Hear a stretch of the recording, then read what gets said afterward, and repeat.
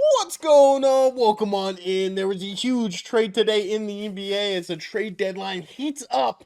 We got Jaren Jackson Jr. is no longer a Memphis Grizzly as he's now moved to the Utah Jazz. Let's talk about this trade. We'll start with the Grizzly side and what they've received. They received Walter Clayton Jr. and Taylor Hendricks and like Kyle Anderson and George Niang, which are just kind of fillers. They might even just waive those guys here or whatever. They might have just been salary fillers. I don't imagine either player is either going to stay on the Grizzlies or, definitely not in long term future, as Kyle Anderson is kind of old and he probably doesn't want to be on the Grizzlies right now either. He probably wants to go to a team to truly compete. So I expect both guys to be waived.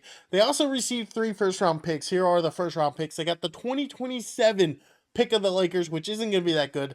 Even if LeBron's gone by then, which he probably will be, they still have Luka, who will keep the team in competitiveness for the next few years. I don't think that pick will be that good. But they do have a 2027 overall, or 2027, pick that is the most favorable between either the Jazz, the Cavs, or the Timberwolves, which will most likely be the Jazz, which could be a good pick, could be a bad pick. We'll see how the Jazz kind of competes over the next year or so because now they have an actual opening, and we'll get that in a minute.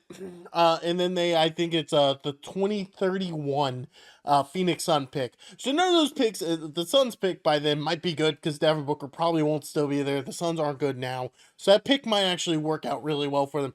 But this is what I really, really, really like about this trade for the Memphis Grizzlies is and just acquired 7 first round picks over 2 years, or not 2 years, but over 2 trades between the Desmond Bane and this trade here. I don't know when all those picks were for the Desmond Bane, but they got 4 for him and they got 3 for Jaren Jackson Jr. And which is kind of funny because I think Jackson is the better overall player. He's great defensive and he is a decent shooter, although he is having a bit of a down year.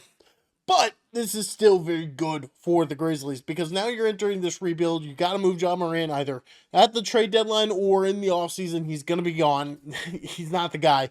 But you're in the West where, honestly, at this point, where John Morant has proven that he should not be the guy that you're believing in, the guy you're hoping to carry your franchise to that next level, it's worth making this move because, honestly, you're not going to compete with the Wemby's. You're not going to compete with OKC. You're not going to compete with Denver and Jokic. You're just not going to compete with those guys. And instead of sitting here and trying it again with these same core, with these same guys who are all decent players, don't get me wrong, Desmond Bane, Jaren Jackson Jr., and John Morant are all great NBA players. Especially if they are a number 2 option, but none of them are really a number 1 anymore. Ja was thought to be, but he obviously with his issues, he has proven that he just isn't. He also cannot stay healthy to save his life. So why hold on to Jaren Jackson and pay him all that money? Why hold on to Desmond Bane? Why hold on to Ja Morant? Instead, you're going to reflush and rebuild from the bottom up, and you're going to get 7 first round picks, and you'll probably get at least 1 for Ja. Ja's market might be the lowest of those 2 guys because at least both of them play a very important role. At this point, nobody knows what Ja Morant plays. He could be a superstar for you, or he could be a headache. It is a 50-50 with Ja Morant. So, you might get an 8th first round pick, maybe more than that for Ja. I think he'll probably be traded in the offseason. He'll probably get shut down for the rest of this year because at this point, now you are the Grizzlies. You want to tank for this draft. This is a great draft. You want to try to get a top 5 pick in this draft class to restart that rebuild. And you'll have, I think, 3 to 4 first round picks in 2027. So you have a lot of time to build up. And you got a couple young guys who you might see can work their way into being a rotational player in Hendricks or in Clayton. Clayton was a first round pick from this last year, so he has a lot of time to really grow. I don't know about Hendricks if he's going to develop quite like that, but I do really love this trade for the Grizzlies, and I think they win this a little bit, and I'll explain that when I talk about the Jazz here in a second. So I'm going to give the Grizzlies an A on this, because I'm still giving the Jazz a good grade, and while we get there, let's talk about the Jazz. They got Jaren Jackson Jr., I think a few other players as well. None of them matter, it's just about Jaren. I don't even know who the other players are because I don't think they're big names or anything. So Jaren Jackson Jr. coming to the Jazz means the Jazz are ready to start pushing out of this rebuild, and it makes some sense, but it also doesn't make a ton of sense. Now, I do know that he is a $15 million less cap hit to get him now than it would be in the offseason. It'll work out at some point anyway, but this is a better time to trade. Giving up 3 first round picks that aren't really that big isn't the biggest deal either. So getting him in, but the problem I see now is if he plays the rest of this year, you might win too many games. You still won't make the playoffs, but you might not have a top 5 pick in a great draft class.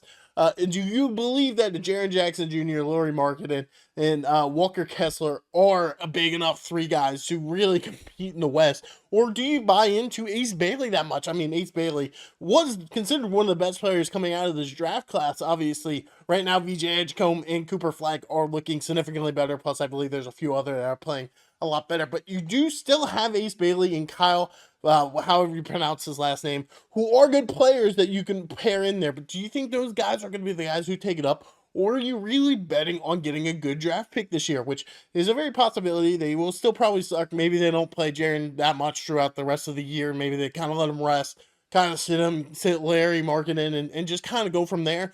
I think, honestly, they didn't give up much that is that concerning, overall. I mean, they gave up pretty much a couple first-round players who weren't very good, in my opinion, or at least not good enough to, make you fall in love with. 3 first-round picks that won't really affect them too much. I mean, 2027 is not going to be the 2026 draft class, which is huge. They kept their draft pick for this coming up draft class, which is great. So I think, honestly, the Jazz, it's a little bit confusing on the overall trade for them because Jaren Jackson Jr. is a great player, but how does he fit into this rebuild? Do you think adding him with the core you currently have, do you buy into Ace Bailey or whoever you might draft in 2026 to be enough to get you to compete with the Windies and the OKC and the Jokic's and all that in the West? And I think they must think they can. And honestly, they are one of the smartest front offices in all of basketball, so it does make some sense that they are bought in, and they probably know what they're doing more than I do.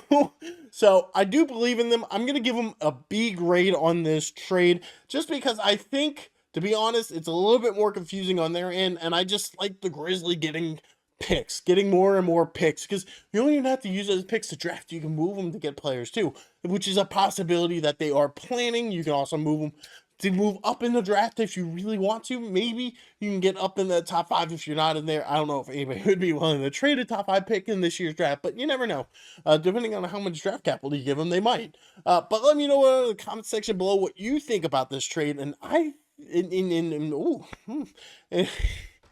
don't know what happened there. If you guys enjoy this type of video, please hit that subscribe button. I'm kind of back now. I think I'm going to start making a bit more sports content. I do enjoy doing this. It's just sometimes I'm not as in tune as I want to be. So we'll see how this goes. I'm going to continue making NFL, NBA, and maybe some MLB content going forward. And I hope to see you guys there.